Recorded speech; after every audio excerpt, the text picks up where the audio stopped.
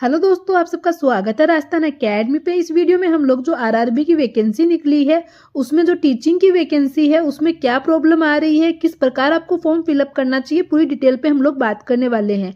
जैसे आपको पता है आरआरबी की जो वैकेंसी थी उसकी जो लास्ट डेट थी उसको डिले कर दिया गया है। जो आपकी लास्ट डेट थी वो 6 फेब थी, उसको 6 फेब से अब 16 फेब कर दिया गया है।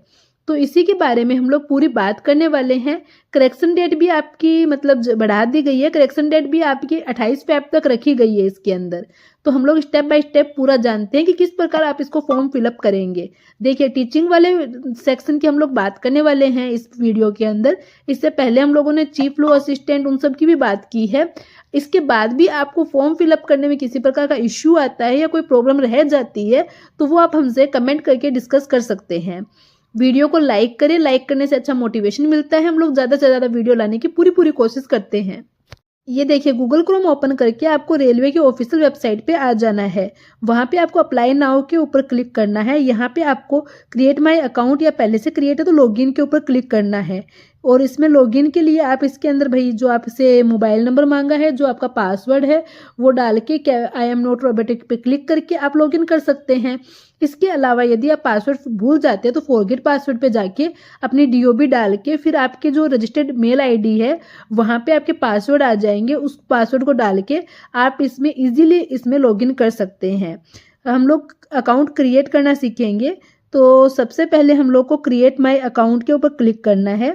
तो फिर आपके पास इस प्रकार का नोटिस आएगा जिसमें आपको बताया जाएगा कि पहले से आपने यदि मोबाइल नंबर या ईमेल एड्रेस यूज़ कर रखा है तो आप उससे लॉगिन नहीं कर पाओगे। ठीक है, आप इसको ओके करके इसके अंदर आपको सबसे पहले आपकी नेशनलिटी भरनी है कि आप कौन से नेशनल से हो। फिर उसके बाद में आपको अपनी पर्सनल डिटेल्स देनी है जिसमें आपका नाम आ जाएगा और आप हिंदू हो या नहीं हो, कौन सी बिलोंग से आप करते हो, आपकी डीओबी आ जाएगी, आपका जो क्या बोलते हैं फादर्स नेम आ जाएगा, मदर्स नेम आ जाएगा, जेंडर आ जाएगा।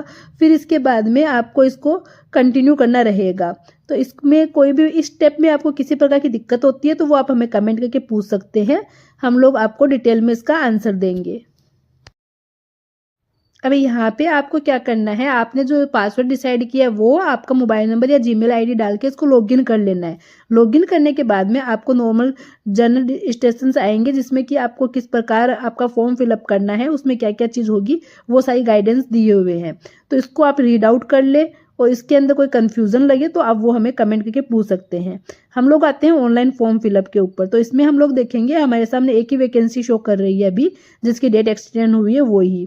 ठीक है, उसके अंदर आपको आरआरबी जोन चूज करना है। अब आरआरबी जोन चूज करने में कोई कंफ्यूजन है तो उसके लिए हम लोगों ने अलग से वीडियो बनाया है जिसमें हम लोगों ने बताया है किस जोन के अंदर कितनी वैकेंसी आई है, उसकी कट ऑफ कैसे रह सकती है। यदि वो वीडियो आपको नहीं मिला या आपने वो वीडियो नहीं देखा है तो आप हमारे डिस्क्रिप्शन के अंदर जाके या फिर हमें कमेंट करके हम लोग से लिंक ले सकते हैं। ठीक है, अब इसके अंदर हम लोग को जो जनरल अपना नाम वगैरह है वो सब भरा हुआ आएगा। फिर यहाँ पे आपको इसके अंदर आपका भाई मैरिज सर्टिफिकेट, भाई मैरिड है अनमेरिड है वो चूज करना है, सारी जनरल डिटेल्स देनी है। आपका जो मीडियम है वो कौन सा है, कौन से मीडियम में आप कंफर्टेबल है वो आपको चूज करना है कि आप कौन सी लैंग्वेज के अंदर देने वाले हैं एग्जाम, वो सारी चीज आपको इसमें चूज करनी है। अब ये फॉर्म हम लोगों ने पहले भी बताया है कि कैसे भरना है आपको, तो इसलिए मैं इसको डेमो की जगह भर रही हूँ। ठीक है, अब इसमें क्या करना है, पेमेंट आपके जो मार्क है आप उसमें लिख सकते हैं कि भाई आपके क्या मार्क है। नहीं है यदि आपको पता है तो फिर आप इसको 9 मार्क भी लिख सकते हैं। ठीक है, इसके बाद में आप कौन सी कैटेगरी से आते हैं वो आप चूज कीजिए। फिर उसके बाद में आप कौन सी कास्ट से हैं वो सब आपको यहाँ पे डिटेल भरनी है। ये सब हो जाने के बाद कौन से स्टेट से हैं और आप कौन सी लैंग्वेज में कंफर्टेबल हैं, आप कौन से प्लेस से हैं, वो सारी डिटेल्स आपको यहाँ पे फिलअप कर देनी है। जनरल की जगह अदर कोई किसी कास्ट से हैं तो आपको यहाँ पे आपका सर्टिफिकेट डालना होगा। सर्टिफिकेट नंबर डालने के बाद में वो कौन से अधिकारी द्वारा बना हुआ है तो उसमें आपको क्या होगा ना, जो आपके सर्टिफिकेट बना हुआ है उसमें मोहर लगी हुई है तो मोहर के नीचे आपके जो अधिकारी है उसका नाम रहेगा, कौन सा अधिकारी है उसका नाम, उस पोस्ट का नाम रहेगा। तो वो आपको इस लिस्ट से निकाल के वो आपको उसमें डालनी है। फिर उसके बाद में आपको इसको कंटिन्यू करना रहेगा। ठीक है, अब कब बना था वो सारी डिटेल्स आप इसमें डाल देंगे।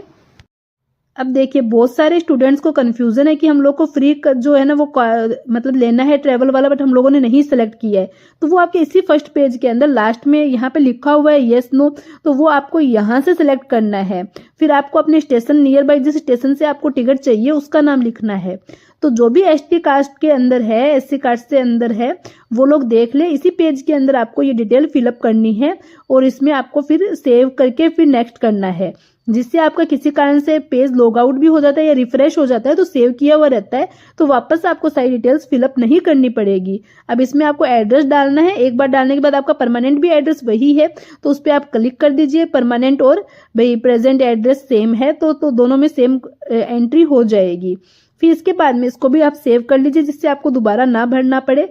फिर इसके ऊपर आप नेक्स्ट पे क्लिक कीजिए। नेक्स्ट पे क्लिक करेंगे तो आपके सामने आपका नेक्स्ट पेज ओपन होगा। नेक्स्ट पेज है आपका, वो है आपको एजुकेशन क्वालिफिकेशंस आपकी क्या क्या लगेगी वो है ना, 1 मिनट रुकिए।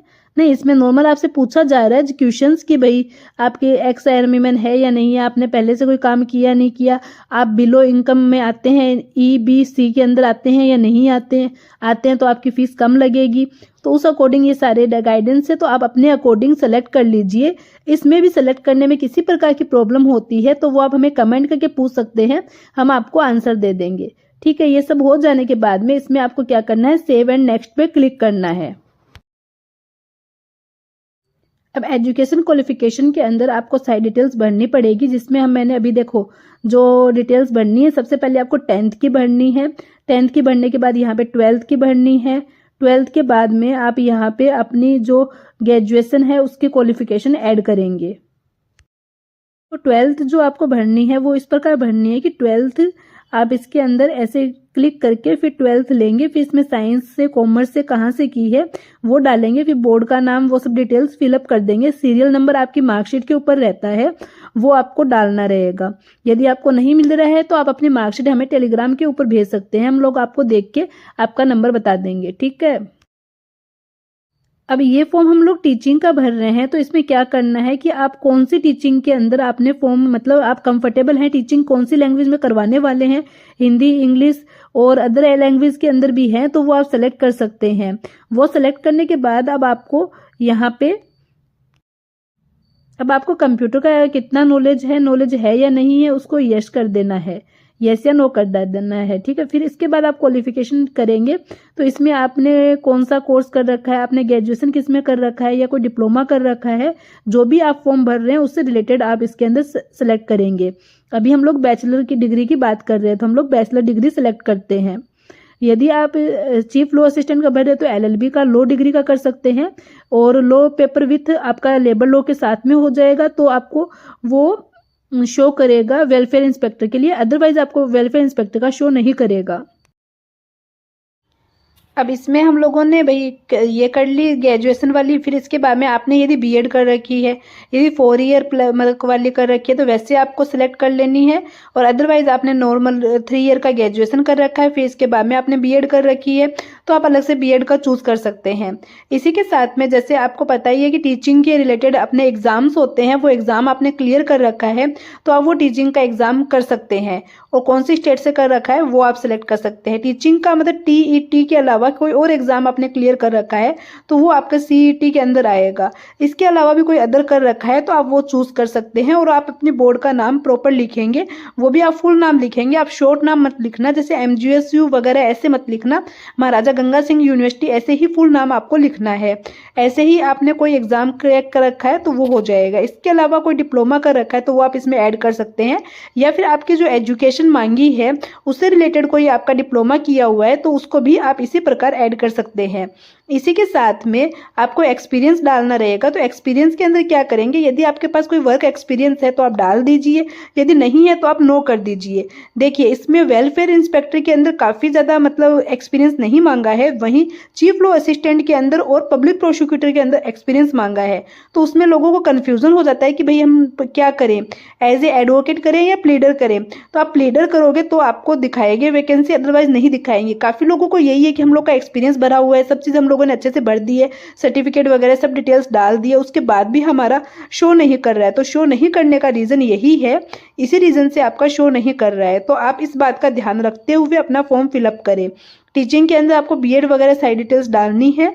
डिटेल डालने के बाद इसमें आप सब डिटेल डालने के बाद आप नेक्स्ट करेंगे तो आपको काफ़ी बार क्या होता है ना, शो नहीं करती है आपकी जो वैकेंसी है वो, उसका रीज़न होता है। वो रीज़न हम लोग उसी रीज़न के बारे में आज बात करने वाले हैं। एजुकेशन वाला पूरा फिलअप कर देने के बाद आप सेव एंड नेक्स्ट करेंगे तो आपको अपनी फ़ोटो और सिग्नेचर अपलोड करना पड़ेगा। फ़ोटो आपको वाइट बैकग्राउंड के अंदर ही अपलोड करनी है। अब देखिए यहाँ पे आपको आरआरबी जिसमें आपने सेलेक्ट की है जो आरआरबी, वहाँ पे आपके एजुकेशन आपकी कैटेगरी की कोई वैकेंसी नहीं है, इसलिए शो नहीं कर रही है। तो आपको इसको ओके करके और आपके फॉर्म के स्टार्टिंग में जाके आपको आरआरबी चेंज करनी है। आरआरबी चेंज करके वापस आप अप्लाई के अंदर आएंगे तो आपको वहाँ पे वैकेंसी शो करेगी। उसको सेलेक्ट करके फिर आप नेक्स्ट पे क्लिक करेंगे, वहां पे आप फॉर्म की प्रीव्यू देखेंगे। फॉर्म प्रीव्यू देखने के बाद आप इसको सबमिट कर देते हैं। सबमिट करने के बाद में आपको इसकी फीस फिलअप ही करनी पड़ेगी। आप इसमें कुछ भी एडिट नहीं कर सकते, इस बात का ध्यान रखिए। तो आप एडिट नहीं करने के लिए फिर उसके बाद में एडिट की जब फॉर्म ओपन होगा तभी आप एडिट कर पाएंगे। मतलब कि 17 और 18 को आपको फॉर्म फिलअप करना रहेगा, फीस फिलअप करनी रहेगी। उसके बाद में आपको क्या करना है, आपको 19 तारीख से लेके 28 तारीख तक, फरवरी तक आपको फॉर्म में एडिट करने का ऑप्शन मिलेगा। वहां से आप इस फॉर्म को एडिट कर पाओगे। अभी भी आपका कोई कंफ्यूजन है इस फॉर्म से रिलेटेड तो वो आप हमें कमेंट करके पूछ सकते हो। हम लोग अपने नेक्स्ट वीडियो के अंदर आपसे इस बारे में बात करेंगे कि फॉर्म कैसे एडिट करना है, उस पर पूरी डिटेल से हम लोग चर्चा करेंगे। Thank you for watching. यदि वीडियो अच्छा लगा है तो इसको लाइक करें, शेयर करें और चैनल को सब्सक्राइब करें। कोई भी क्वेश्चन डाउट आपके माइंड में है तो आप ज़रूर पूछें। हम लोगों ने ये फॉर्म टीचिंग रिलेटेड जो भी स्टूडेंट्स हैं, जो भी कैंडिडेट है जो फॉर्म भरना चाहते हैं उनके लिए बनाया है। तो आप कमेंट करें। Thank you.